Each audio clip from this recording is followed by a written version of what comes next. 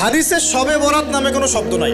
একদল এটাকে নিয়ে এত বেশি বাড়াবাড়ি করছে যে এটাকে একদম লাইলাতুল কদরের উপরে নিয়ে চলে যাচ্ছে।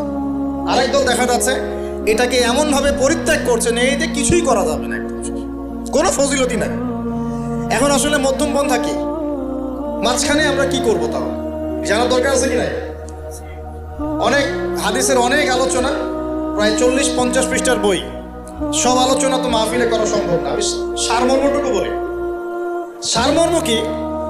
হাদিসে শবে বরাত নামে কোনো শব্দ নাই, এক নম্বর কথা। কি নাই ভাই? শবে বরাত নামে কোনো শব্দ নেই। আছে লাইলাতুন নিসফু মিনা শাবান, শাবান মাসের মধ্য রজনী। শাবান মাসের মধ্য রজনী। শাবান মাস কি? উত্তর, নবী সাল্লাল্লাহু আলাইহি ওয়াসাল্লাম রমজান মাসের পর যে মাসে রোজা রাখতে বেশি গুরুত্ব দিয়েছেন তার নাম শাবান। আয়েশা রাদিয়াল্লাহু আনহা তিনি বলতেন যে শাবান মাস আসলে নবী সাল্লাল্লাহু আলাইহি ওয়াসাল্লাম এত বেশি বেশি রোজা রাখতেন যে মনে হতো তিনি রোজা ছাড়বেনই না, সারা মাস রেখে ফেলবেন। বেশি থেকে বেশি রোজা রাখতেন শাবান মাসে। প্রশ্ন হচ্ছে কেন?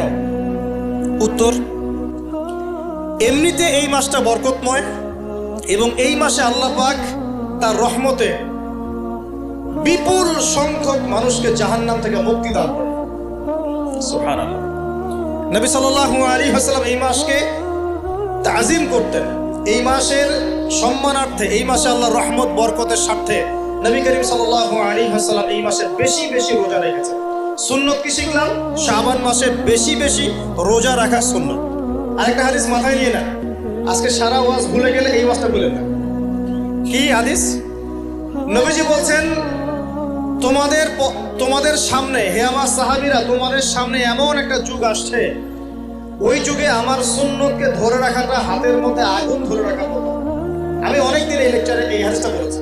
ওই যুগে যদি তোমরা আমার একটা সুন্নতকে জীবিত করতে পারো, সমাজে একটা সুন্নত মরে গেছে ওটাকে আবার জীবিত করতে পারো, তাহলে 50 জন শহীদ সাহাবীর নেকি পাবেন।